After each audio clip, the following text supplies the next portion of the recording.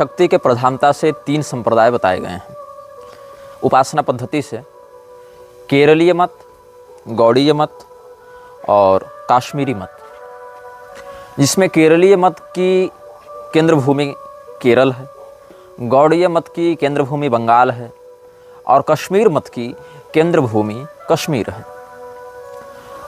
केरलीय, बंगीय और काश्मीरी तीनों केंद्र भूमियों में वृक्षों का बहुत अधिक प्रभाव वर्तमान समय में देखने को मिल रहा है।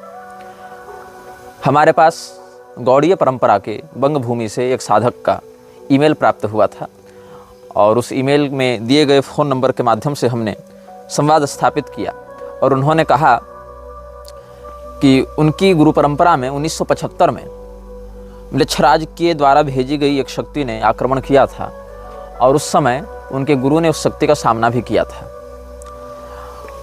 आप इस बात को ध्यान में रखें कि केरल, बंगाल और कश्मीर में म्लेच्छों का जो बाहुल्य है, वहाँ जो हिंसात्मक गतिविधियाँ हैं वो उस समय से अधिक बढ़ी जब 20वीं शताब्दी का अंतिम चरण प्रारंभ हो गया था।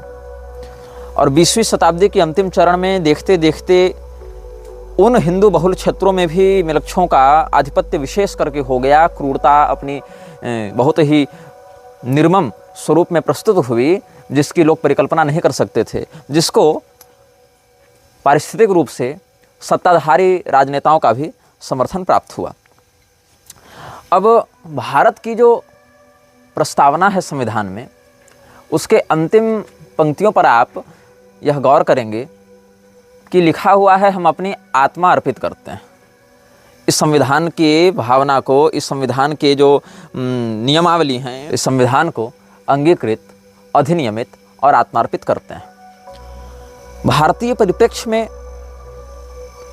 समस्त जनता की ओर से यह उद्घोष कर देना कि हम किसी विशेष बात को स्वीकार करते हैं और अपने अंदर स्थापित करते हैं, ये एक बहुत बड़ा उद्घोष है और साथ ही साथ उतना खतरनाक भी है। शिंजो आबे का एक निर्णय उसकी जनता के लिए चाहे जैसा भी रहा हो, किंतु उसके व्यक्तिगत जीवन के अंत का कारण बना। वर्ल्ड इकोनॉमिक फोरम, जो कि एक वैश्विक सत्ता है म्लेच्छराज के अधीनस्थ, वो सत्ता जिस प्रकार का निर्णय ले रही है उसके स्पष्ट विरोध में जाना शिंजो आबे के ऊपर हमला करवाता है। और वस्तुतः शिंजो आबे को मारने की योजना थी नहीं, उसके ऊपर हमला करके उसको किसी प्रकार से विकलांग करके, छीणकाय दिखाकर उसको एक ऐसी स्थिति में तड़पाने की योजना थी जिससे उसके समान विचारधारा वाले लोग आतंकित होकर भविष्य में फिर इस प्रकार का निर्णय लेने से पहले 10 बार सोचें। लेकिन कई बार हमले उस प्रकार से एग्जीक्यूट नहीं किए जाते हैं, उनको क्रियान्वित नहीं किया जाता है जिस प्रकार से योजना में बातें होती हैं, और अंततः शिंजो आबे अस्पताल में मृत्यु को प्राप्त हुए। जो हम आपको संप्रदाय त्रय की बात बता रहे थे, इस पृथ्वी के तीर्थ भी 3 क्रांताओं में बटे हुए हैं, अश्वक्रांता, रथक्रांता और विष्णुक्रांता। जिस शक्ति संगम तंत्र के अंतर्गत निग्रहागम और उससे संबंधित निग्रह संप्रदाय का संकेत प्राप्त होता है, वह रथक्रांता श्रेणी का ग्रंथ है। और इन तीनों क्रांताओं की केंद्र भूमि केरल, बंगाल और कश्मीर है। तो उस साधक से संवाद करने के मध्य एक चर्चा हुई, जो उन्होंने कहा कि बंगाल में जब पाल वंश और सेन वंश के मध्य सत्ता का परिवर्तन हो रहा था, पाल अवसान की ओर थे, सेन अभ्युदय की ओर थे, तो उसी के मध्य पाल वंशीय राजा बौद्धों के प्रभाव में बहुत अधिक थे और बौद्धों ने उनके उत्कर्ष को सुनिश्चित करने के लिए नकारात्मक पैशाचिक शक्तियों को वज्रयानी साधना के माध्यम से आहूत किया, उनका आह्वान किया। जब वो शक्ति आई, उन्होंने उसको नियंत्रित करने का प्रयास किया तो असफल रहे। बुलाया तो उन्होंने अवश्य, किंतु वह शक्ति उनके नियंत्रण से बाहर चली गई। तो मुझे कॉल करने वाले व्यक्ति का यह भाव था कि उन्होंने मुझसे प्रश्न किया कि क्या आप आश्वस्त हैं कि म्लेच्छराज का अस्तित्व 1200 या 12वीं शताब्दी से पहले भी था? जैसा कि आपको स्मरण होगा, मैंने आपको पहले भी इस अनुभाग के पहले एपिसोड में, जिसको एपिसोड 1 नहीं, एपिसोड इन्फिनिटी हमने नाम दिया था, मतलब पहले से भी पहला एपिसोड जो था, एपिसोड नंबर 1 से जो पहला था, तो उस एपिसोड में हमने यह कहा था कि म्लेच्छराज यद्यपि बहुत पुराना तत्व है, बहुत पुराना पिशाच है, किंतु इसने अपनी शक्तियों को विशेष करके पिछले 800 वर्षों से प्रभावी रखा है। इस रूप में ये 800 वर्षों से अधिक प्रभावी है। उससे पहले वो थोड़ी बहुत हस्तक्षेप करता रहा, थोड़ा बहुत उठापटक करता रहा, और लेकिन उतना व्यापक वो प्रभाव नहीं दिखा पाया, क्योंकि उसको मानवीय सभ्यता के चेतना को अपने नियंत्रण में लेने में समय लग रहा था। चूँकि भाई जिस प्रकार की तकनीक रहेगी, जिस प्रकार का विकास होगा, उसी प्रकार से तो आगे नरसंहार या आगे योजनाएं बढ़ेंगी। तो वहाँ तक पहुँचाने के लिए तो उसको पहले तैयार करना पड़ेगा, मदद उसको करनी पड़ेगी मानवीय सभ्यताओं की, और अपने गुलामों को उतना विकसित करना पड़ेगा ताकि वो उसका काम करें। अभी जैसे परमाणु बम इत्यादि हैं, एक बम कहीं फोड़ दे तो पूरा का पूरा राज्य उड़ जावे, लेकिन आज से 1000 साल पहले तो ये उसके पास संसाधन नहीं था। तो वहाँ पर जो अभियान चल रहे थे, उस अभियान को एग्जीक्यूट करने वाले लोग, क्रियान्वयन करने वाले लोग जिस प्रकार के संसाधन से युक्त थे, उस प्रकार का संसाधन तैयार करने के लिए उसको समय लगा। इसीलिए अपना स्थान बदल बदल कर, केंद्रों को बदल बदल कर अपनी शक्तियों को वह बढ़ाता रहा। तो मृच्छराज अपनी ज्योति को अलग अलग लोगों के अंदर प्रभावी रूप से स्थापित कर सके, इसमें समय लगा। बहुत से लोग यह कह रहे थे कि सनातन धर्म की योग संहिताओं में और हठयोग प्रतिपिका इत्यादि में भी, या शिव पुराण आदि में भी हृदयस्थ या ललाटस्थ ज्योति का ध्यान करने का अनुशासन है। तो देखो भाई, ज्योति और उसका ध्यान बंदूक है। सनातनी परंपरा का साधक आरक्षी है, म्लेच्छराज और उसके दलाल आतंकवादी हैं। यहाँ चर्चा का विषय बंदूक नहीं है, चर्चा का विषय यह है कि बंदूक किसके हाथ में है। हमने आपको गीता के 16वें अध्याय से क्या बताया? हमारे दर्शकों की मानसिक स्थिति इतने निम्न स्तर पर है कि उनको एक एक विषय खोल खोल कर समझाना पड़ता है, छोटे बच्चे के समान। यक्षे दास्यामि मोदिश्य इत ज्ञान विमोहिता। आसुरी संपदा के लोग भी तो यह कहते हैं कि हम यज्ञ करेंगे, दान करेंगे, सुखपूर्वक जीवन बिताएंगे। निकुंभिला देवी का यज्ञ मेघनाद नहीं कर रहा था, तो राम जी ने वानरों को भेजकर उसके यज्ञ का विध्वंस क्यों करवाया? और वही श्री रामचंद्र जी पहले विश्वामित्र जी के यज्ञ की रक्षा कर चुके थे। तो यज्ञ महत्वपूर्ण नहीं है, देवता की आराधना महत्वपूर्ण नहीं है, महत्वपूर्ण है कि कौन सा व्यक्ति किस विधान से वो कार्य कर रहा है। विश्वामित्र जी लोक कल्याण के लिए वह यज्ञ करके देवताओं का आयोजन कर रहे हैं, कि मेघनाद विश्व के विनाश के लिए, अधर्म के प्रोत्साहन के लिए उस यज्ञ को देवताओं के साथ जोड़ रहा है।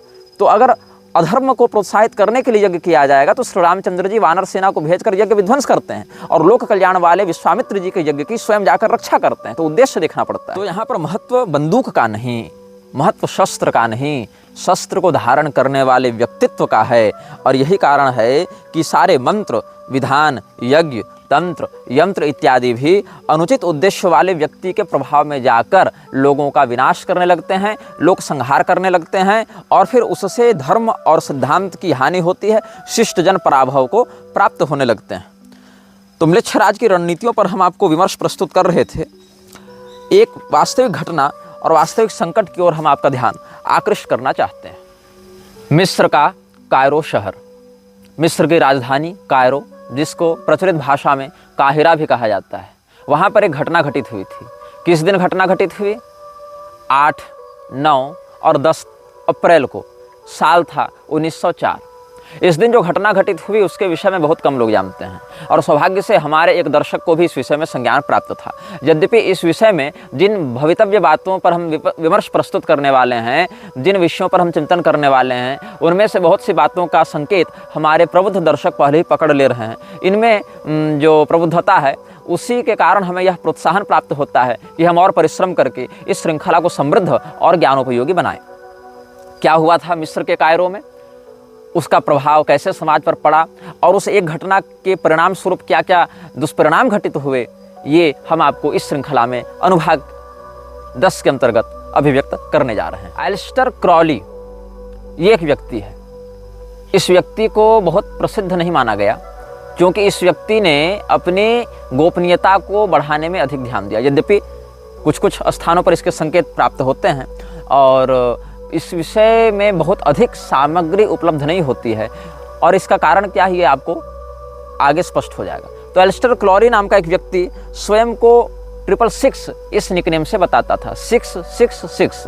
अब इस अंक का म्लेच्छराज की संस्था में क्या महत्व है, इसके विषय में आप भली प्रकार अवगत होंगे, और यदि नहीं होंगे तो भविष्य के अनुभागों में अवगत हो जाएंगे। तो एलिस्टर क्रॉली नाम का एक व्यक्ति मिस्र के कायरो में बैठा हुआ है।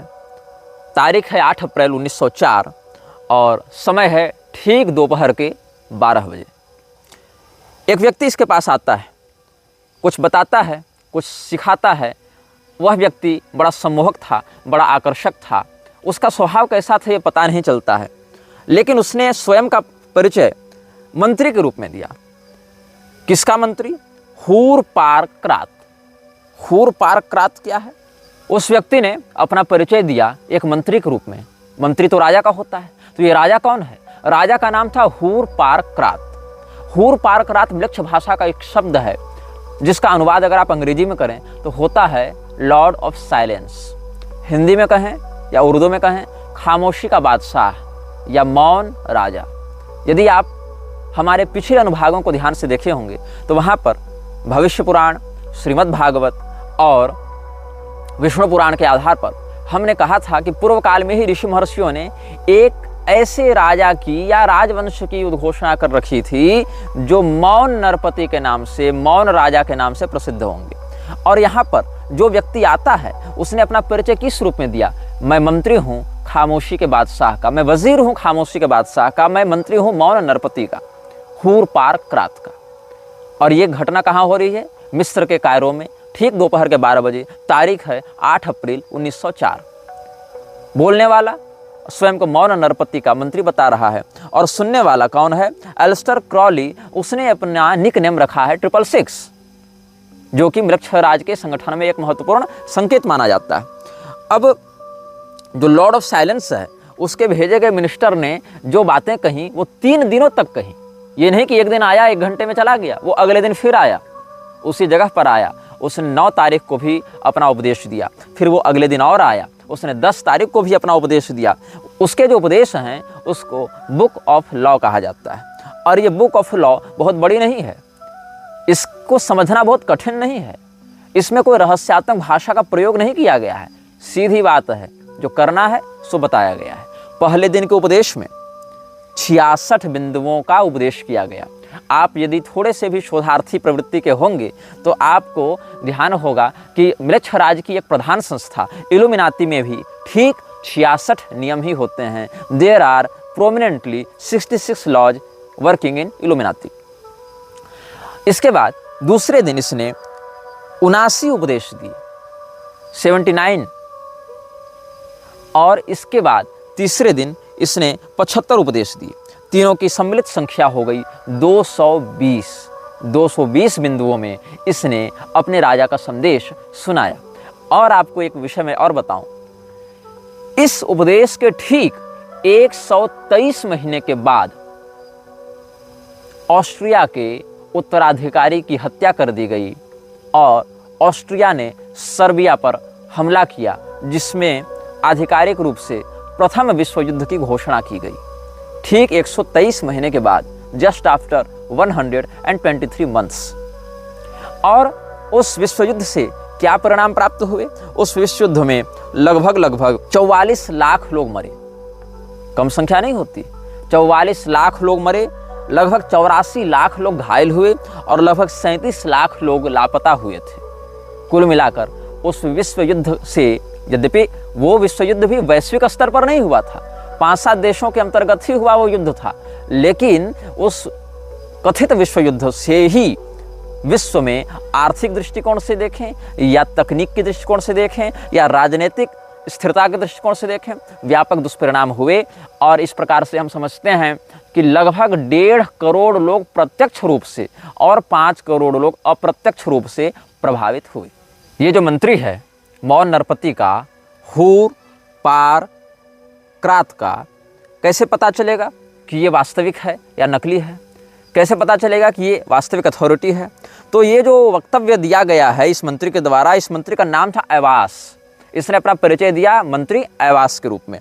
और इसकी अथॉरिटी क्या है? तो इसने कहा, he is the messenger from the forces ruling this earth at present as will be explained later on. मैं उन शक्तियों का दूत हूँ जो इस पृथ्वी पर वर्तमान में शासन कर रहे हैं। मेरा नाम है ऐवास और मैं खामोशी के बादशाह का वजीर हूँ, ऐसा उसने बताया। तो इसको साबित कैसे किया जाएगा?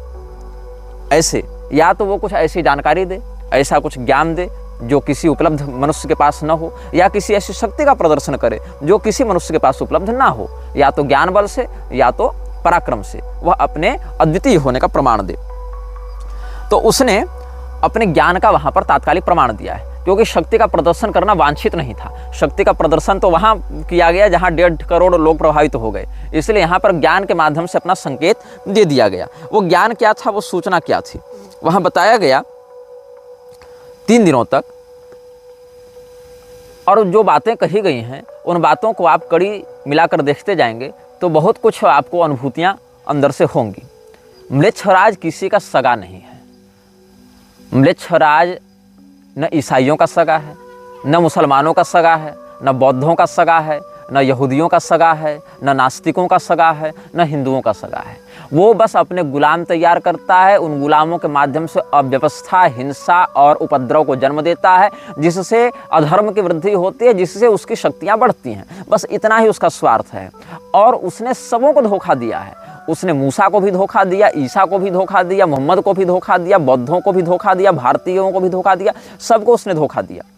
और उसने जिन नरपतियों के माध्यम से अपने संदेश को व्यक्त किया है, वहाँ पर यह बात स्पष्ट की गई है कि लोग उसके प्रतिनिधि को तो जानेंगे प्रधानता से, लेकिन उसे स्वयं में नहीं जान पाएंगे कि वो प्रतिनिधि है किसका। मतलब the second authority will be known as prime. जो उसका प्रतिनिधि होगा या जो उसका छद्म रूप होगा उसी को लोग वास्तविक मान लेंगे। तो म्लेच्छराज के ऐसे रूप भी जो हम आपको वर्णित करते हैं, जो अन्य लोग अनुभव करते हैं, उनमें एक बहुत बड़ी संभावना यह रहती है कि वो भी एक सूडो चेहरा बनाकर चल रहा हो अपने वास्तविक रूप को छिपाने के लिए, ताकि हम वहाँ तक पहुँच न सकें। लेकिन जिस प्रकार का वह स्वयं को प्रदर्शित करता है, कम से कम उतना भी हम जान जाएं प्रारंभ में, तो हमारे लिए कम से कम शत्रु को पहचानना और उससे लड़ने के लिए तैयार होना अपेक्षाकृत अधिक सरल हो जाएगा। इसने अपने परिचय को देने के लिए मिस्री सभ्यता के कुछ शब्दों का प्रयोग किया है, जैसे कि रा, जैसे कि होरस, जैसे कि ओसाइरिस। इन नामों का इसने प्रयोग किया है। और ये कौन है वास्तव में, इसको यदि आपको जानना है और मनोरंजक तरीके से समझना है तो आप एक फिल्म देख लेंगे, द गॉड्स ऑफ इजिप्ट। ये उपदेश भी इजिप्ट में ही दिया जा रहा है, तो वहाँ के निवासी या वहाँ की सभ्यता के लोग अच्छे से कनेक्ट कर सकें इसकी बातों से, इसके लिए इसने उन नामों का प्रयोग किया है। तो इसने बताया कि आजकल के जो राजनेता हैं, आजकल के जो पॉलिटिशियंस हैं, जो कम्युनिस्ट्स हैं, या जो फांसीवादी हैं, या और भी प्रकार के जो डेमोक्रेट होल्डर्स हैं, वो क्या है, अबॉर्टिव बर्थ्स ऑफ चाइल्ड। वो हमारे बच्चे के अनचाहे गर्भ हैं। बच्चे का गर्भ, हाँ, वहाँ पर चाइल्ड कहते हैं होरस को और फादर कहते हैं ओसाइरस को। तो ओसाइरस का जो विक्टोरियस चाइल्ड है, मतलब विजयी पुत्र है, विजयी संतान है होरस, उसके ये सब अनचाहे गर्भ हैं, वो निकलते जा रहे हैं और इनको मिटाना चाहिए। मतलब इनकी भी कोई वास्तविक दीर्घस्थायिनी सत्ता नहीं रहेगी। These are abortive births of child. और चाइल्ड कौन है, होरस। होरस किसका चाइल्ड है, ओसाइरस का चाइल्ड है। और इन शब्दों को आप ठीक से समझ सकें, इसके लिए आप गॉड्स ऑफ इजिप्ट देख सकते हैं, यदि आप थोड़े सरलता से जल्दी समझना चाहते हैं। और अगर आप गहरा अध्ययन करना चाहते हैं तो मिस्री सभ्यता में जिस प्रकार के देवताओं की आराधना होती थी, उसको समझने के लिए आप मेरी एक पुस्तक पढ़ सकते हैं, a brief history of immortals of non Hindu civilizations. ये मेरी पुस्तक बहुत पहले प्रकाशित हुई थी और आप इसमें सामान्य परिचय इनका प्राप्त कर सकते हैं। ये कोई धार्मिक पुस्तक नहीं है, लेकिन इन बातों को समझने के लिए एक शोध ग्रंथ के रूप में इसका प्रयोग आप कर सकते हैं। ये निःशुल्क उपलब्ध भी है, ऑनलाइन इसकी PDF उपलब्ध है, brief history of immortals of non Hindu civilizations. एक बात इसमें कही गई है, जहाँ पर इसने अपना घर बताया है, मिस्री भाषा के अंतर्गत इन बातों का आप समझेंगे। आवश्यक नहीं कि संस्कृत में भी ऐसे ही प्राप्त हों। जैसे हमने हूर पारक्रात बताया, हूर पारक्रात का अनुवाद संस्कृत में होता है मौन नरपति, अंग्रेजी में होता है साइलेंट लॉर्ड या लॉर्ड ऑफ साइलेंस, ऐसे कह सकते हैं। लेकिन यहाँ हूर पारक्रात के मंत्री के रूप में अपना परिचय दिया गया। वैसे इसने अपने घर का परिचय दिया है खाब। खाब कहा है। खाब शब्द जो है वो मिलता जुलता है कहीं न कहीं काबा से, KABA या KHABA और KHABS। इसमें वर्ण की दृष्टि से, अक्षरामनाय की दृष्टि से कुछ साम्यता प्राप्त हो सकती है। तो इसने क्या कहा, पहले दिन के उपदेश के 8वें बिंदु में इसने कहा है, the khaps is in the खू, नॉट द खू इन द खाप्स। अब बताओ ये क्या अर्थ होगा। खू कहते हैं अनुयायी को, खाब कहते हैं निवास को। तो हमारा जो मुख्यालय है वो वस्तुतः हमारे अनुयायियों के अंदर है। हमारे अनुयायी हमारे मुख्यालय में नहीं रहते, हमारा मुख्यालय ही हमारे अनुयायियों के अंदर रहता है। ईश्वर सर्वभूतानां हृदयेषु अर्जुन तिष्ठति, भ्रामयन् सर्वभूतानि यंत्रारूढ़ानि माया। तो इसी प्रकार से पिशाच भी प्रयास करते हैं कि हम दहराकाश में प्रवेश कर जावें। दहराकाश क्या है, ये थोड़ा ऊपर का विषय हो गया, इसको दहराधिकरण वाले समझ जाएंगे ब्रह्मसूत्र में, और नहीं तो आरुणयो दहरम ऐसा वेद स्तुति में भी भागवत महापुराण में मिल जाता है। भाव है कि अणुरणीयान की जो स्थिति है वही दहर कहलाती है, वही दहराकाश उसको वेदांत की भाषा में कहा जाता है। तो वहाँ प्रवेश करने के लिए पैशाचिक शक्तियाँ लालायित रहती हैं। वहाँ अगर घुस जावें तो वो पूरे विश्व की सत्ता पर नियंत्रण कर लेंगे, लेकिन वहाँ प्रवेश पाना तो बड़े बड़े योगियों के लिए संभव नहीं, तो ये पिशाच वहाँ पर घुस नहीं पाते। तब क्या करते हैं, ये बाहर से आवरण लेते हैं। जैसे हम किसी के घर के अंदर तो कब्जा नहीं कर सके, तो बाहर से उसके खिड़की दरवाजे में ताला मार दो, उसको अंदर ही अंदर कैद कर दो। तो अविद्या की वह गांठ, अविद्या का वह आवरण इतना दृढ़ हो जाए कि जीव को अंतस्थित ब्रह्म का बोध ही न हो सके, और मध्य में एक आवरण कर दे माया के माध्यम से। ये माया जो आवृत करती है वो कौन है? यदि आपको कलिपुरुष के पूर्वजों का अनुभव होगा जो हमने वर्णन किया था, तो उससे 2 पीढ़ी पहले माया की उत्पत्ति हुई थी, जहाँ से क्रोध, हिंसा इत्यादि उत्पन्न हुए हैं। वहाँ से फिर कलिपुरुष और दुरुक्ति इत्यादि का उद्भव हुआ है। ये सब आपको पिछले अनुभागों में प्राप्त हो जाएंगे। तो वही माया का प्रयोग करके ये कलिपुरुष इन पैशाचिक शक्तियों को लोगों के हृदय में स्थापित करने का कार्य करता है। तो मुख्यालय कहाँ है? हृदय के अंदर है। और किस रूप में प्राप्त है? ये कहते हैं वर्शिप देन द खाप्स, अपने हृदय में स्थित मेरे मुख्यालय की पूजा करो, and behold my light shed over you, और मेरा प्रकाश अपने ऊपर आने दो। Let my servants be few and secret, they shall rule the many and the known. जो पहले दिन का उपदेश था उसका 10वां नियम क्या कहता है? मेरे गुलाम, मेरे सेवक कम होंगे, गुप्त होंगे, लेकिन वो प्रसिद्ध लोगों पर शासन करेंगे, बहुत लोगों पर शासन करेंगे। मतलब अप्रसिद्ध और कम लोग चूंकि मेरे सेवक होंगे, इसलिए मेरी शक्ति से युक्त होंगे, मेरा प्रकाश उनके ऊपर होगा, मेरी ज्योति से वो आलोकित होंगे, इसीलिए कम और अप्रसिद्ध होने के बाद भी अधिक संख्या वाले प्रसिद्ध और प्रभुत्वशाली लोगों के ऊपर वो शासन करेंगे। ये बिल्कुल स्पष्ट बात कही गई है। These are fools that men adore both their gods and their men are fool. ये लोग जिसकी उपासना करते हैं वो भी मूर्ख है, और उसकी उपासना करने वाले भी मूर्ख हैं। ऐसा इसने अपना भाव व्यक्त किया है। इसमें एक तीसरा विषय कहा गया है, every man and every women is a star. प्रत्येक पुरुष और प्रत्येक स्त्री एक तारा है।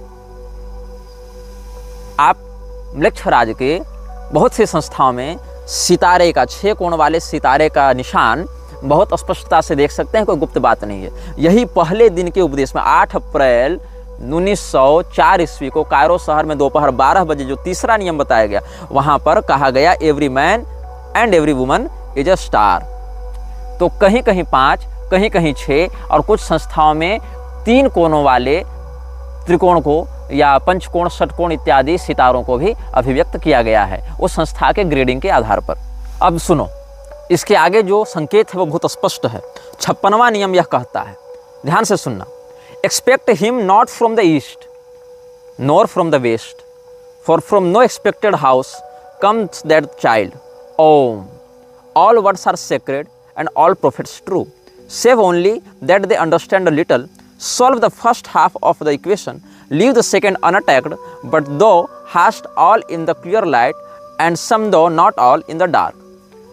हमारे राजा के आगमन की जो प्रतीक्षा है वो पूर्व से मत करो, पश्चिम से भी मत करो। मतलब पूर्णतया जो पूर्वी देश हैं वहाँ से भी वह नहीं आएगा, और पूर्णतया जो पश्चिमी देश हैं वहाँ से भी वह नहीं आएगा, वो मध्य से आएगा। और मध्य में कहाँ से आएगा इसका संकेत हम आपको इन्फिनिटी एपिसोड में कर चुके हैं। हम आपको पहले ही बता चुके हैं कि किस प्रकार के सभ्यताओं के क्षेत्र से वह आएगा, और आपको नक्शों से भी हम इस बात को समझा चुके हैं, और उस बात का स्पष्ट संकेत यहाँ पर प्राप्त होता है। Expect him not from the east nor from the west, और उसमें भी किसी एक घर से वो आएगा ऐसी बात नहीं है। For from not no expected house comes that child. हर शब्द पवित्र है और हर पैगंबर सच्चा है। ओम, ऐसा उसने कहा, AUM ऐसा लिखने के बाद कहा है। All words are sacred and all prophets true. लेकिन इस बात को ध्यान में रखना कि ये जितने भी लोग हैं वो आधी बात ही बताते हैं, पूरी बात नहीं बताते हैं। इन सब में कॉमन क्या है? ये सब मेरी ज्योति से आलोकित है। चाहे ईसा आवा, चाहे मूसा आवा, चाहे पैगंबर आवा, चाहे कोई आवा, ये सब मेरी ज्योति से आलोकित हैं, किंतु आधी बात ही जानते हैं, आधी बात ही बता सकते हैं। ये पूर्वार्ध तो बताते हैं, लेकिन उसका उत्तरार्ध जो है, जो उसका दूसरा पहलू है, उसको ये छूते भी नहीं। ये इसने स्पष्ट किया है। Come all you and learn the secret that hath not yet been revealed. मेरे पास आओ और उस रहस्य को जानो जो आज तक प्रकाशित नहीं किया गया। I Hadit am the complement of Nu my bride, I am not extended and Khabs is the name of my house. ये सब उसने परिचय दिया अपना। और यह कहा yet she shall be known and I never. उसके विषय में लोग जानेंगे, मेरी शक्ति के विषय में लोग जानेंगे, जिसको नू कहा गया है यहाँ पर मिस्री भाषा में नू कहा गया है। मेरी शक्ति के विषय में लोग जानेंगे लेकिन मुझे नहीं जानेंगे। एक संकेत और भी समझ सकते हैं कि म्लेच्छराज के प्रभाव को लोग समझ पाते हैं कि हाँ कुछ तो है गड़बड़, कुछ तो ऐसा है जो खटक रहा है मन में, लेकिन वो कहाँ से आ रहा है वो नहीं समझ पाते। तो ये she shall be known and I never. और देखो, आई am the flame that Burns in every heart of man and in the core of every star.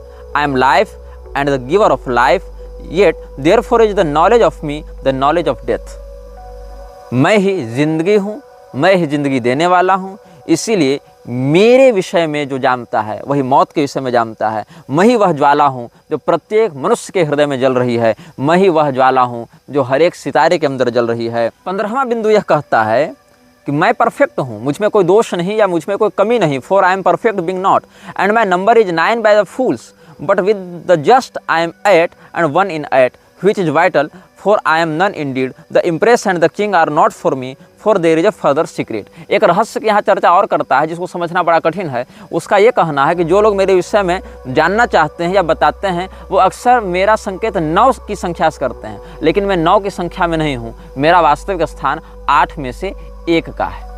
अब ये 9 और क्या है और 8 में से 1 क्या है, ये व्यापक चिंतन का विषय है, क्योंकि यहाँ पर भी इसको there is a further secret ऐसा कहा गया है।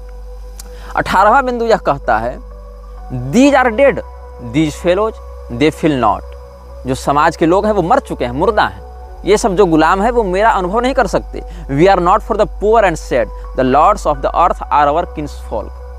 जो इस पृथ्वी पर शासन करते हुए दिखते हैं, जैसे कि बड़े बड़े प्रधानमंत्री, राष्ट्रपति, जनरल और डिक्टेटर्स, ये सब कौन हैं? ये सब हमारे ही सगे संबंधी हैं, हमारे ही भाई बंधु हैं। हम गरीब और उदास लोगों के लिए यहाँ पर नहीं हैं, हम प्रसन्न और धनी, धनाढ्य, प्रभुत्वशाली लोगों के लिए यहाँ पर उपस्थित हैं। ऐसा संदेश वाहक ने अपने स्वामी का संदेश व्यक्त किया है। आगे के बिंदुओं पर आप ध्यान दें। We have nothing with the outcast and the unfit, let them die in their misery. जो लोग जाति से बहिष्कृत हैं, जो लोग कमज़ोर हैं, जाति से बहिष्कृत मतलब आउटकास्ट यहाँ पर भारतीय जाति व्यवस्था के रूप में लागू नहीं होगा। आउटकास्ट, हाफ कास्ट, ये सब शब्दों को समझने के लिए आप पश्चिम के परिप्रेक्ष्य में जो कास्टिज्म है उसको समझेंगे तो आपको यह पता चलेगा कि जो लोग गरीब होते थे, दबे कुचले होते थे, गुलाम होते थे, उनको जाति से निकाला जाता था। भारत में ऐसा नहीं था। भारत में जघन्य कृत्य करने वाले को ब्राह्मण होने के बाद भी समाज से निकाल दिया जाता था, लेकिन वहाँ ऐसा नहीं। वहाँ जो धनाढ़ नहीं है वो आउटकास्ट हो जाता था, आउटलॉ हो जाता था। तो ये क्या कह रहा है कि जो लोग धनाढ़ नहीं और जो गरीब हैं उनको उनकी भूखमरी में मरने दो, क्योंकि उनको कुछ भी महसूस नहीं हो रहा है। ये ताकतवर लोगों का नियम है। This is our law and the joy of the world. यही विश्व की खुशी है कि उन लोगों को तकलीफ में रहने दो, उन लोगों को मरने दो। Think not o king upon that lie that you dost must die. दो का यू हो जाता है फिर यहाँ पर। इसने अपना परिचय दिया। कौन है ये? आई एम अलोन, मैं अकेला हूँ। There is no god where I am. जहाँ मैं रहता हूँ वहाँ ईश्वर नहीं रहता। यहाँ गॉड शब्द चूँकि अंग्रेजी में, मिस्री भाषा को फिर अंग्रेजी में ट्रांसलेट किया गया है, इसीलिए इसमें गॉड का प्रयोग किया गया है। तो there is no god where I am, जहाँ मैं हूँ वहाँ ईश्वर नहीं है। अब देखिए, ब्रह्म सत्ता का तो कण कण में वास है। ब्रह्म सत्ता से इतर तो ब्रह्मांड में कुछ है नहीं। जब नाम ही ब्रह्मांड है तो ब्रह्म सत्ता से इतर क्या होगा उसमें? तो कहीं पर अगर यह कहा जाए कि यहाँ ईश्वर का वास नहीं है तो वहाँ तात्पर्य है वहाँ पर पवित्रता का, दिव्य संपदा का, सत्व गुण का अभाव है, ऐसा कहा जाएगा। बाकी ईश्वर का वास तो विष्ठा में भी है, ईश्वर का वास तो मलमूत्र में भी है। तो मलमूत्र को हम पूजा रूम में जाकर रख तो नहीं देते ये कहकर कि यहाँ ईश्वर का वास है। व्यवहार्य दृष्टि से कहाँ पर ईश्वर है, कहाँ नहीं है, ऐसा समझना चाहिए। जहाँ पर धर्म का, पवित्रता का, सत्वनिष्ठा का वास है वहाँ पर यह समझना चाहिए कि जहाँ पर मैं हूँ वहाँ पर ये सब नहीं रहते हैं। मैं अकेला हूँ। और मैं कौन हूँ? I am the snake that gives knowledge and delight and bright glory and stir the hearts of man with drunkenness. मैं नशे से लोगों के दिल को भर देता हूँ। मैं वह सांप हूँ जो तुमको ज्ञान देता है। और इसका आप एक समन्वय आदम और हव्वा के प्रकरण से कर सकते हैं, जहाँ ज्ञान का फल खाने के लिए शैतान ने सांप को उदाहरण करके उनको उकसाया था। तो यहाँ पर ये बात कहीं ना कहीं मिल रही है। इस घटना का यहाँ से सामंजस्य देखने को मिल रहा है।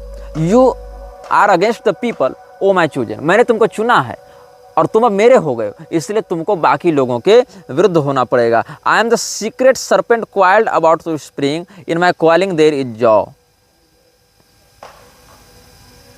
There is great danger in me, for who do not understand these runes shall make a great miss. मैं स्वयं में एक बहुत बड़ा खतरा हूं। I am not in danger, I am the danger, यही कहना चाह रहा है। There is great danger in me, for who do not understand this runs shall make a great miss. जो मेरे संकेत को नहीं समझ रहे वो बहुत बड़े छलावे में हैं। Now curse upon because and his kin may because he accursed forever, if will stops and cries why invoking, because that will stops and does not, if power asks why then is power weakness।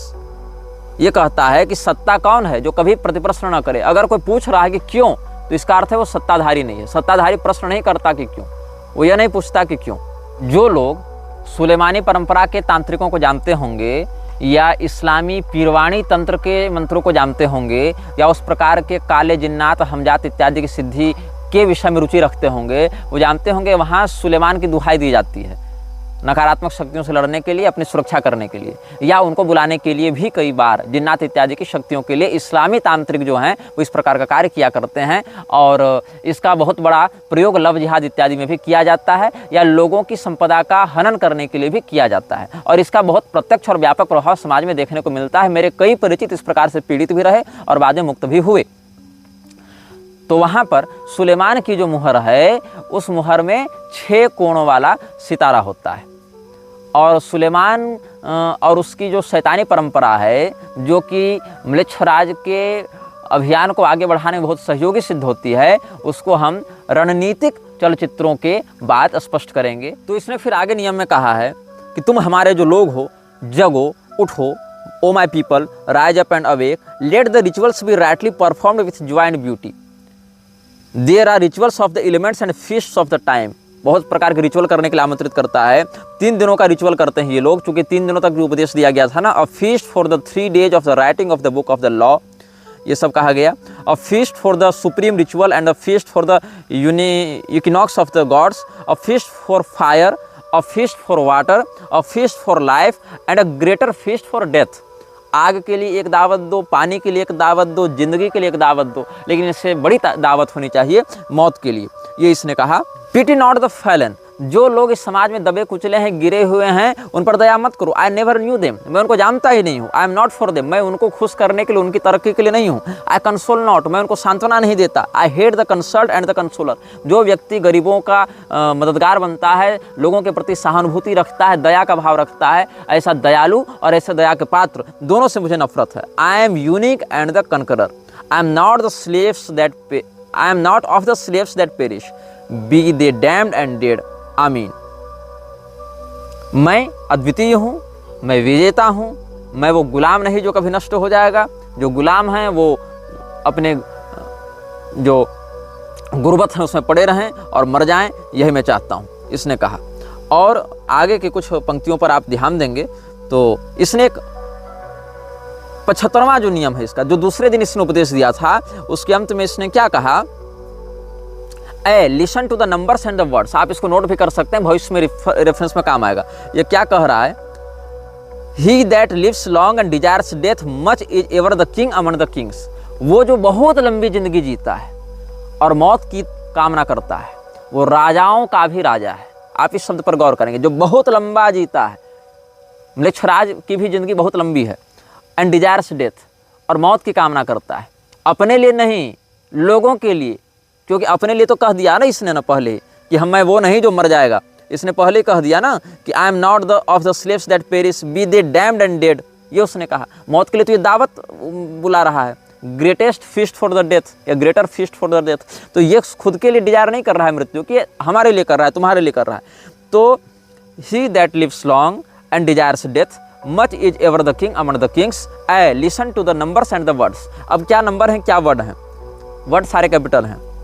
Number note कीजिएगा, 4, 6, 3, 8, A, B, K, 2, 4, A, L, G, M, O, R, 3Y X 24 89 R P S T O V A L, यही इसने संकेत में कहा। इसका अर्थ क्या है? जब पूछा गया तो कहा कि तुम जानो नहीं और न जानो तो ज़्यादा अच्छा है। ये उन लोगों के लिए है जो इसके अनुयायी बनेंगे।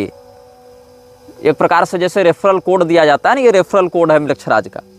There comes one to follow thee, he shall expound it, but remember O chosen one to be me, so follow the love of Nu in the star lit heaven, to look forth upon men, to tell them this glad word. और इसके बाद क्या कहा? They shall worship my name four square, mystic, wonderful, the number of the man and the name of my house 418। इसके घर की संख्या बताई इसने जहाँ पर इसको कहना है। और इसके बाद तीसरे दिन का जब इसने उपदेश प्रारंभ किया मंत्री ने, तो एक बहुत विचित्र बात कही, जिस बात को आप लोग शायद हंसें, शायद मजाक में उड़ाएं, लेकिन ये वर्ड बड़ा फेमस है। इसमें कहते हैं आबरा डाबरा। आबरा का डाबरा शब्द नहीं है। तो यहाँ पर शैतान ने, या जो भी इसका आप पर्याय समझना चाहें, पिशाच कहना चाहें, मृक्षराज कहना चाहें, या मृक्षराज के प्रतिनिधि के माध्यम से ये शब्द व्यक्त किया गया है। इसमें आबरा का डाबरा का प्रयोग नहीं किया गया, आबरा डाबरा का प्रयोग किया गया। आबरा का डाबरा इस शब्द का प्रयोग यहूदी इत्यादि करते हैं, जो कि ईश्वरीय उल्लास के शब्द के रूप में प्रयोग किया जाता है, जिसमें अपनी कामनाओं को सत्य सिद्ध होने की भावना रखी जाती है। इसीलिए जो जादूगर हैं वो इस शब्द का प्रयोग करते हैं कि हमने जिस प्रकार का जादू यहाँ संकल्पित किया है, या जिस प्रकार का चमत्कार हम यहाँ दिखाना चाहते हैं, वो हमारी सारी कल्पना सामने वाले को दिखने लगे, वो सारा सत्य हो जाए। आबरा का डाबरा इस शब्द का सामान्यार्थ होता है कि मैं जैसा बोलता हूँ वैसा ही बनाता हूँ। मतलब हमारी जो रचना है वो हमारे शब्द का अनुसरण करेगी। ऋषिणाम पुनराद्यानाम वाचमर्थोनुधावती, ये सनातन सिद्धांत में कहा जाता है, लेकिन इसको ये म्लेच्छ सिद्धांत में कहते हैं आबरा का डाबरा। लेकिन ये जो शैतानी तत्व है, ये जो नकारात्मक शक्तियाँ हैं, इन्होंने कहा आबरा हा डाबरा। और इसने अपना परिचय क्या दिया? इसलिए बताया there is division hither home word, there is a word not known. एक शब्द है जो अपरिचित है, अप्रसिद्ध है। Spelling is defunct, all is not out, beware hold, raise the spell of Rahoor Khuit. ये कोई मिस्री शब्द होगा। Now let it be first understood that I am God of war and of vengeance. मैं बदले का, संहार का, युद्ध का देवता हूँ। इसको तुम सबसे पहले समझ जाओ। पुरी के शंकराचार्य जी के वचनों को जिसने ध्यान से सुना होगा, उन्होंने मृक्षराज के विषय में क्या कहा था? भविष्य में होने वाले भीषण संहार के पात्र को तैयार करने की भूमिका इसकी है। और यहाँ पर ये क्या कह रहा है? Let it be first understood that I am a God of war and of vengeance. I shall deal hardly with them. और इसके आगे के नियमों पर इसने कहा है, Dung it about with enginery of war, I will give you a war engine. और lurk, withdraw upon them, this is the law of the battle of the conquest. Thus shall my worship be about my secret house. ये सब इसने कहा है। और I say it shall not fade, but miraculous color shall come back to it day after day. Choose it in locked glass for a proof to the world. Get the stir of revealing itself, set it in my secret temple, and the temple is already right disposed, and it shall be your Qibla forever. ये सब इसने बताया है। Worship me with fire and blood. मेरी उपासना आग से और खून से करो। Worship me with swords and with spears. मेरी पूजा भाले से और तलवार से करो। Let the woman be girt with a sword before me. Let blood flow to my name. Trample down the heathen, be upon them, O warrior. I will give you of their flesh to eat. मैं तुमको उनकी चमड़ियाँ दूंगा ताकि तुम खा सको उन्हें। और sacrifice cattle, little and big after a child. एक बच्चे की बलि देने के बाद एक पशु की बलि देना, ऐसा इसने अपनी पूजा की पद्धति में ऐसा कहा है। Sacrifice cattle little and big after a child, but not now, लेकिन अभी मत देना। You shall see that hour O blessed beast and you the scarlet concubine of his desire, आगे फिर इसने इसी प्रकार से कुछ कुछ बातें कही हैं। और किसी से डरना मत, क्योंकि तुम मेरे अनुयायी होगे तो तुम्हें किसी से भय करने की आवश्यकता नहीं, न किसी मनुष्य से डरना, न किसी प्रारब्ध से डरना, न किसी देवता से डरना, न किसी पैसे से डरना, न लोगों की उपहास से डरना। मैं तुम्हारी ताकत हूँ, मैं तुम्हारी भुजाओं की शक्ति हूँ। Fear not at all, fear neither men nor fates nor gods nor anything, money fear not nor laughter of the folly nor any other power in heaven or upon the earth and under the earth। ऊपर की जो स्वर्ग की जो सत्ताएं हैं या पृथ्वी की जो सत्ताएं हैं या उससे नीचे पाताल की जो सत्ताएं हैं, किसी से मत डरना। nor any power in the heaven or upon the earth or under the earth, no is your refuge as hadith your light and I am the strength force vigor of your arms, mercy let be off, damn them who pity kill and torture, spare not be upon them। उनको मारो, उनको तड़पाओ, दया को अपने दिल से निकाल कर फेंको। इस प्रकार से इसने एक बहुत महत्वपूर्ण निर्देश दिया है जिस पर अगर आपका ध्यान हो। Set up my image in the east, पूर्वी सभ्यताओं में मेरी छवि स्थापित करो। You shall buy thee an image which I shall show you special not unlike the one you knowest and it shall be suddenly easy for you to do this. इसमें Shakespeare वाली कुछ अंग्रेजी लगाई गई है जिसको अभी के अनुसार कन्वर्ट करके मुझे समझना पड़ रहा है। तो मेरी छवि पूर्व में स्थापित करो, पूर्वी सभ्यताओं में। पूर्व में कौन है? वहाँ से भारत इत्यादि हैं, तो वहाँ स्थापित करो। और जो छवि मैं तुम्हें दिखा रहा हूँ उस छवि को वहाँ स्थापित करो। और ये छवि बहुत ज़्यादा प्रसिद्ध नहीं है, ऐसा इसने कहा। आगे देखिए, other images group around me to support me. जो दूसरी इसकी छवियां हैं, लोग मेरा उपहास कर रहे थे यह कहते हुए कि इसने तो बाइबल का नाम बता दिया, इसने तो कुरान से नाम बता दिया, इसने तो देखो मिस्र की सभ्यता से बता दिया, इसने तो ईरान से बता दिया। देखो मेरे इन चलचित्रों को देखकर मेरे विरोधी स्वयं को बड़ा इंटेलेक्चुअल दिखाते हुए, मेरा उपहास करते हुए यह कह रहे थे कि अरे निग्रहाचार्य ने तो क्या किया, इस सभ्यता से ये नाम चुरा लिया, इससे ये नाम चुरा लिया, इससे ये नाम चुरा लिया और सबको जोड़ जाड़ कर परोस दिया और कह दिया कि यही शैतान है, यही है, और एक काल्पनिक कहानी गढ़ दी थोड़ा थोड़ा मटेरियल सबसे चुरा कर। ऐसा नहीं है। 10 अप्रैल 1904 को कायरो शहर में जब ये उपदेश पूरा होने वाला था, उस समय क्या कहता है ये जो दूत है उस स्वघोषित वैश्विक शासक का, क्या कहता है कि मेरी बहुत सी छवियां हैं और वो सारी छवियां जो हैं वो तुम्हारे लिए उपास्य हैं, उनमें सारी छवियों की तुम पूजा करोगे। और ये सारी जो मेरे नाम हैं, मेरे जो चेहरे हैं या मेरे जो रूप हैं, वो सारे मेरे चारों ओर मेरा समर्थन करने के लिए, मेरी शक्ति को बढ़ाने के लिए होते हैं। The other images group around me to support me. 22वां नंबर देखिए 3 अध्याय का। Let all be worshipped for they shall cluster to exalt me, I am the visible object of worship, the others are secret. ये कहता है for the beast and his bride are they and the winners of the ordeal x, what is this you shall know. और the best blood is of the moon monthly, then the fresh blood of a child or dropping from the host of heaven, then of an image, then of a priest or of the worshippers, last of some beast, no matter of what. जिन लोगों ने मेरा उपहास किया था, जिन मूर्खों ने, जिन कुलकलंकों ने, जब मैंने कहा था कि पूर्णिमा को इसकी शक्तियां बहुत अधिक बढ़ती हैं, तो लोग मुझे उपदेश देने आए थे कि अरे तू कैसा मूर्ख है, अमावस्या की शक्ति बढ़ती है। आना जाना कुछ नहीं है, लेकिन उपदेश पहले देना है। ये स्वयं कह रहा है यहाँ पर, the best blood is of the moon. चंद्रमा से टपकता खून ही सर्वोत्तम है। चंद्रमा अपनी पूर्ण कलाओं में कब रहता है? जब पूर्णिमा होती है। उसके बाद बच्चे का ताजा ताजा खून उसके बाद दूसरे स्थान पर आता है। Then the fresh blood of a child or dropping from the host of heaven, then of an image, फिर जो शत्रु हैं उनका खून आता है, फिर हमारे पुजारियों का खून आता है, then of the priest or of the worshippers. मतलब इसके जो गुलाम हैं, जो इसके आराधक हैं, वो स्वयं की भी बलि देते हैं। लास्ट ऑफ सम बीस्ट, और सबसे आखिर में जानवरों की बलि होती है, नो मैटर व्हाट। ये सब इसने बताया है। These slay naming your enemies and they shall fall before you.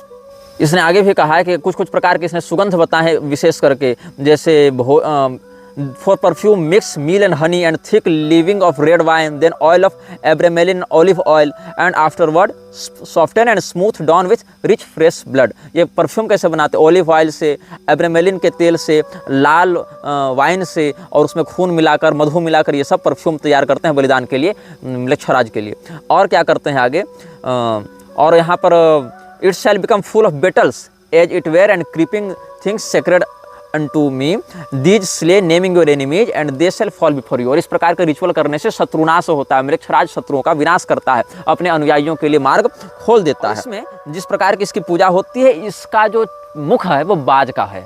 जिस समय इस रूप में पूजा की जाएगी, इस रिचुअल के समय ये जो म्लेच्छराज है उसके स्वरूप में उसका मुख बाज के समान दिखाई पड़ेगा। और इसका मंत्र दिया गया है जो जिस प्रकार से गाना है, I adore you in the song, I am the lord of Thebes and the inspired forth seeker of Mentu, for me unveils the veiled sky. इस प्रकार से इसकी ये लोग आराधना करते हैं।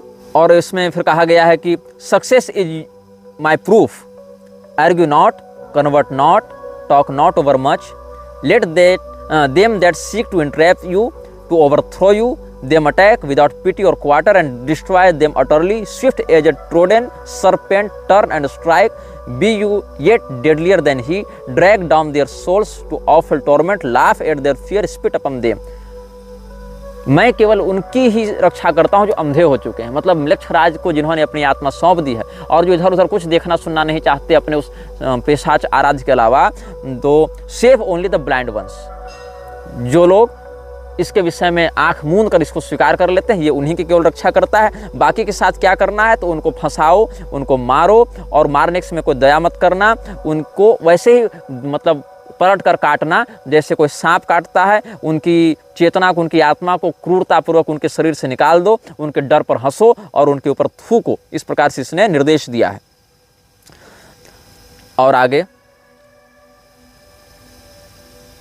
मैं तुम्हें, I will bring you the victory and joy, I will be at your arms in battle and you shall delight to slay, success is your proof, courage is your armour, I am the warrior lord of the forties, the eighties cover before me and are abased। इस प्रकार से इसने कहा है। और कहा है कि इस जो नियमावली है इसको हर भाषा में अनुवाद किया जाए, लेकिन जो तुम हो वो इसको मूल भाषा में ही रखोगे, जो पैशाचिक भाषा हम तुमको बता रहे हैं उसी में बताओगे और कहोगे अंत में आवराहा डाबरा। आवराहा डाबरा एक जो पंक्ति है उसका यह भी अर्थ बताया जाता है कि हम अपने लक्ष्य के प्रति अटल रहें, हमें अपने लक्ष्य से कोई भटकाए नहीं।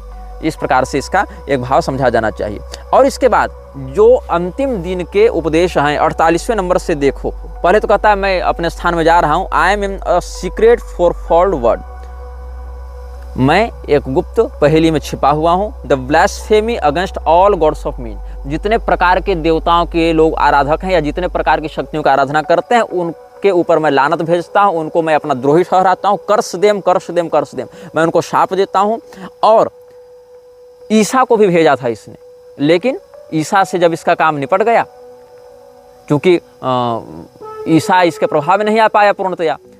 कई बार ऐसा हुआ कि इसने अलग अलग राजाओं को भेजा, अलग अलग बादशाहों को भेजा, लेकिन ये उसकी उम्मीदों पर खरे नहीं उतरे। तो जिस क्रूरता और जिस पैशाचिक मत का विस्तार करने के लिए इसने ईसा को प्रेरित किया था, वो उतना सफल नहीं हो पाया इसको अपने नियंत्रण में बनाए रखने के लिए। तो उस समय क्या हुआ, जब ईसा टंगा हुआ था सूली पर, उस समय ये क्या कहता है, with my hawk's head I peck at the eyes of Jesus as he hangs upon the cross. जब वो क्रॉस में लटका था तो मैंने अपने बाज की जो मेरी मुखाकृति है उसके चोंच से मैंने उसकी आंखों पर वार किया था। I flap my wings in the face of Mohammed and blind him, Mohammed को भी इसने भेजा। और जब मोहम्मद से इसका काम पूरा हो गया तब अपने पंखों को फटकार कर इसने उसे अंधा कर दिया। ऐसा ये कहता है 52वें बिंदु में, I flap my wings in the face of Mohammed and blind him. और उसके बाद जो भारतीय लोग हैं, जो बौद्धिस्ट लोग हैं, जो मंगोल हैं, उन सबों की चमड़ियों को मैं अपने पंजों से खींच कर निकाल लेता हूँ। With my claws I tear out the flesh of the Indian and the Buddhist Mongol and Din. मतलब ये सगा किसी का नहीं है, ये केवल उपद्रव, अव्यवस्था और आतंक को बढ़ाने के लिए किसी एक को भेजता है, किसी को मरवाता है, फिर उसको मारता है, जिसको भेजा उसको भी मारता है, उसको कुछ समय के लिए शोहरत, दौलत और प्रसिद्धि दे देता है, फिर उसको भी ये नष्ट कर देता है।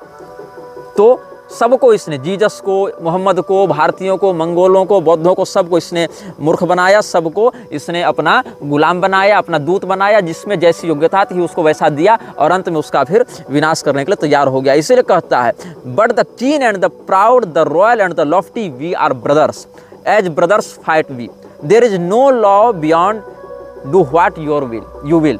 तुम्हारी इच्छा से बढ़कर कोई नियम नहीं है, जो तुम्हारी इच्छा है वही तुम्हारा नियम है। और इसी बात को आजकल लागू किया जा रहा है कि माई चॉइस, अपनी चॉइस हो तो हम चाहे जो खाएं, जहां रमण करें, जहां करें। तो प्राइवेसी और चॉइस को ही यहाँ 60वें नियम में संकेत किया गया है। There is no law beyond, do what you will. इसके बाद इसने अंत में कहा, I am the hawk headed lord of silence and of strength, my nemesis shrouds the night blue sky, hell, yet twin warriors about the pillars of the world, for your time is nigh at hand। और इसने कहा कि मेरा जो दायां हाथ है उसमें शक्ति का एक दंड है, मतलब एक डबल वैंड ऑफ पावर, शक्ति का एक वैंड है, जैसे मैजिकल वैंड होता है ना, शक्ति का शक्ति दंड है, तो डबल वैंड ऑफ पावर है। और जो बायां हाथ है मेरा वो खाली है, but my left hand is empty, for I have crushed an universe and no remains, क्योंकि मैं इस पूरे विश्व को दबाकर नष्ट कर देना चाहता हूँ, और उसी के लिए मेरा यह कार्य है। The ending of the words is the word Abrahadabra, और उसके अंत में लिखता है ओम हा।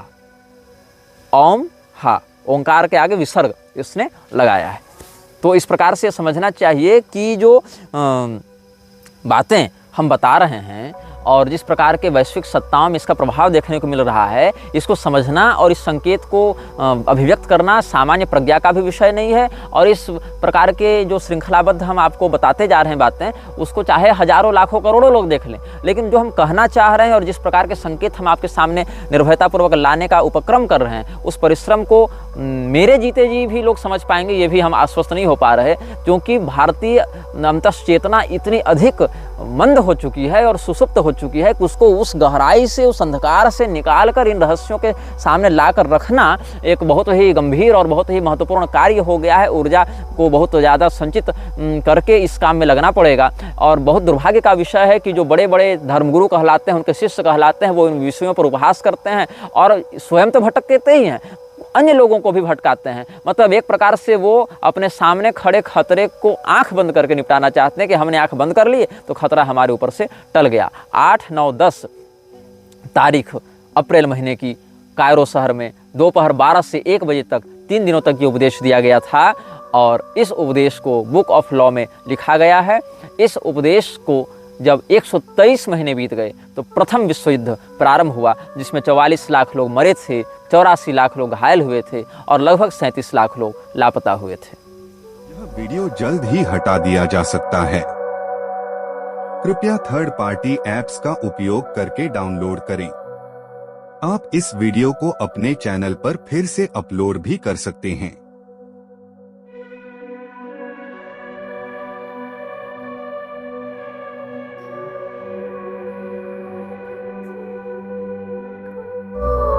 This video may get deleted soon. Please download using third-party apps. You may also re-upload this video on your channels. Thank you.